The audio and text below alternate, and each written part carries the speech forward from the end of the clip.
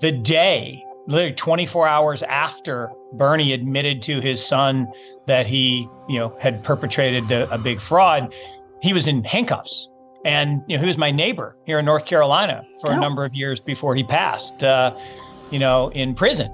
So look, the fact that SBF is on a press tour and not in a jail cell is incomprehensible. The extent of the fraud is clear.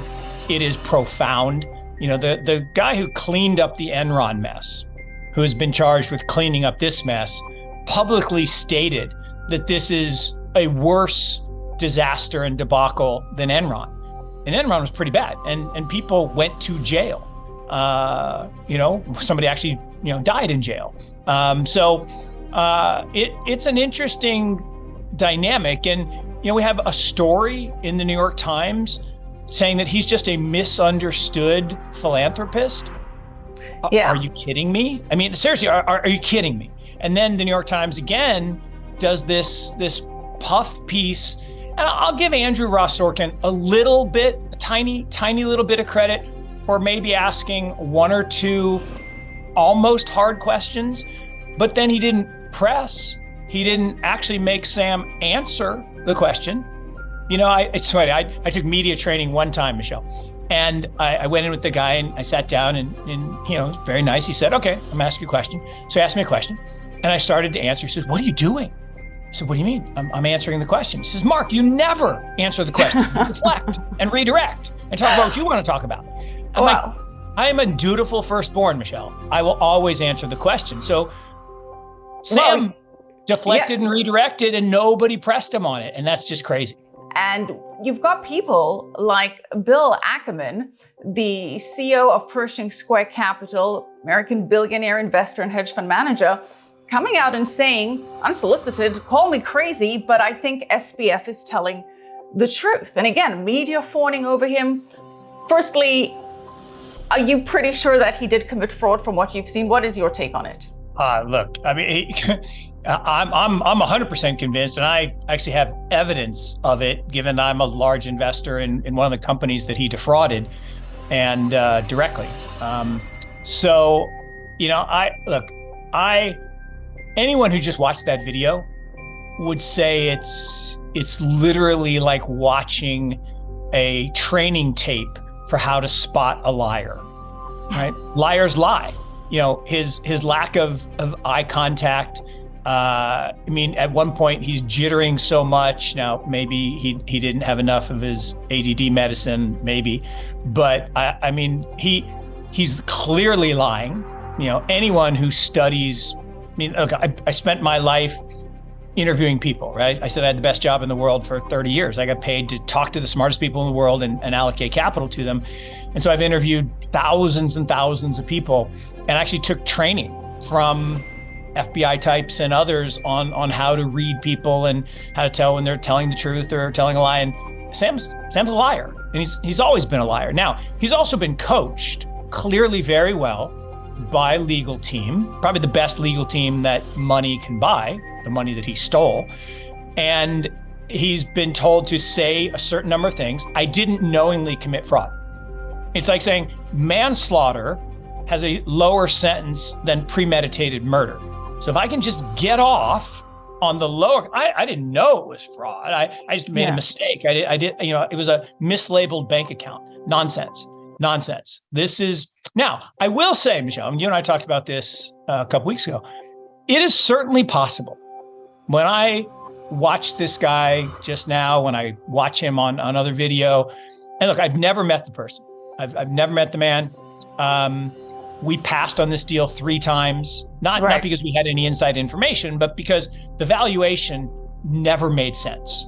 I mean, crazy valuations, multiples of when FTX approached Morgan Creek to invest. Yeah. So, lots of people did invest in 3 different financing rounds. We, like any other venture capitalists, were approached to participate. And we just said no. And again, no information. We didn't know it was fraud until too late. But the bottom line, had I ever met him, I'm fairly confident in saying that I would have turned and run away. And his ex-girlfriend, Caroline, worse. I mean, anyone who's seen the video of her, that person was no way in charge of a $20 billion trading enterprise, which turns out there was no trading enterprise. So what I am willing to believe is that these two are useful idiots. Right. They are just pawns in a very large, very elaborate system that was designed, one, to do money laundering, and there's clear evidence of money laundering. Two, that perhaps there was intent. Again, this is a supposition, not an accusation. I'm just trying to put the pieces together. It is certainly possible that there was an intent by someone or someones to have this be an example set so that regulators could come in and punish the industry. I guess earlier today, right before we got on air, someone tweeted that a senator asked a congressional hearing whether there should be a pause in crypto until until the U.S. regulators can regulate. So look, again, supposition, no direct evidence, but supposition that, look, we're in the third phase of what I'll call the 4 phases of digital asset adoption. So it's the famous Gandhi quote, right? First they ignore you, then they laugh at you, then they fight you, then you win. And from 2009 to 15, when digital assets were created and Satoshi Nakamoto created Bitcoin and then other assets followed, they ignore you, right? It was like a bunch of nerds and geeks playing with their magic internet money, whatever. Then they laugh at you. So 2016 to 21, a bunch of nerds and geeks playing with their magic internet money. Oh, look, one of these nerds and geeks actually named the Miami Stadium. Okay, big deal. 2022, we entered the then they fight you phase. And it started in May, right, with the Luna debacle. And literally the morning after the Luna crash, Janet Yellen was on television saying, in prepared remarks, we need regulation of stablecoins. That was prepared, right? So something didn't fit. Look, it's probably not a surprise that a kid, and I say a kid because he's younger than my son, a kid who really had no experience in lobbying, no experience in politics, no experience in running an exchange or a trading organization, no real work experience to speak of, a couple of years, suddenly becomes an expert in trust law and exchange operations and arbitrage trading, and becomes the largest donor to Joe Biden's election campaign, second largest donor last year to the Democratic Party. It's not shocking that his mother runs one of the largest PACs, secretive PACs, that the Silicon Valley elite use to kind of get around campaign finance laws. That's not surprising to anybody, perhaps. Is it a surprise that his father went to Yale Law School with a lot of people who are in government and perhaps is a known expert on trust law? Interesting. Advisor to some of the regulatory agencies.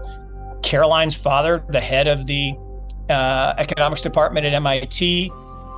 Her dad was Gary Gensler's boss. All of these things just they paint a really interesting picture. Mm-hmm. And I said, I have nothing but the utmost respect for the SEC. I think up to this point, and I will say up to this point, and particularly under Jay Clayton's leadership, they were measured, they were consistent. They consistently said, this is not a security, this is not a security, these other things may be securities. I thought they did a great job. They didn't come out and say, oh, everything's a security. They didn't say, oh, we're going to try to ban it like China did. So I actually think the SEC has done a really, really good job up to this point. But there's something funny about two kids with no experience and clearly no ability to run this complex business, then turning out that half of it Like half of the companies that Alameda invested in, Michelle, are shell companies owned by SBF 100%. Like that's a funny thing. That's when I make an investment out of our venture fund, I don't own any piece of them ever. That would be a total conflict. So the fact that half of the 400 companies are shell companies that he owns just seems odd. And the other thing that's odd, I've been doing venture capital a long time, 35 plus years, got the white hair to prove it. Never, not once have I ever seen a situation where a person invests hundreds, $250 million in venture funds, and then the venture funds put $150 million into that person's company. Maybe it's happened and I just didn't see it, but I've never heard of that ever. So, and then the last part of it is the relationship with Ukraine and Zelensky is very odd, right? Yeah. Money going straight from Ukraine and Zelensky to FTX, that money vanishing, personal loan to SBF, massive donations to Democratic Party.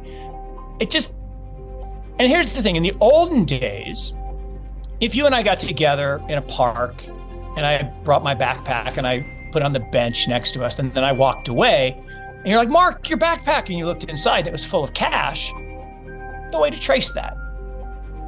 If you actually sent all this stuff through digital assets, people can trace it. So it's not conjecture that Ukraine sent money to FTX. That's not conjecture, it's fact. So it's not a conspiracy theory, it's fact. Now, the part that's missing is how the money got from customer accounts into Sam's pocket to make the political contributions. That's a little bit unclear, but that's where the fraud comes in. And, it's really interesting because it goes to the girlfriend thing. So years ago, there was a situation where there was a big mutual fund, money market account. And a lot of the endowments used this money market account because it had a little higher rate. And the reason it had a little higher rate was the manager did something called index arbitrage. Yeah. Sounds very similar to what Sam said. Oh, it's just DEX arbitrage. It's price in Japan versus price in London. Index arbitrage. Well, index arbitrage, you go long the index and then you go short the 500 names in the index and you can make a little spread and you can make a little money. Unless you don't get all the trades off one day and you got $495 and you lose a little bit of money. So he lost about $30,000. His girlfriend was the back office person. He says, hon, just cover that up for me. I'll trade my way out of it tomorrow. 2 years went by, multiple audits of big name firms, $130 million that she covered up. And here's the kicker. Then he broke up with her and she turned him in.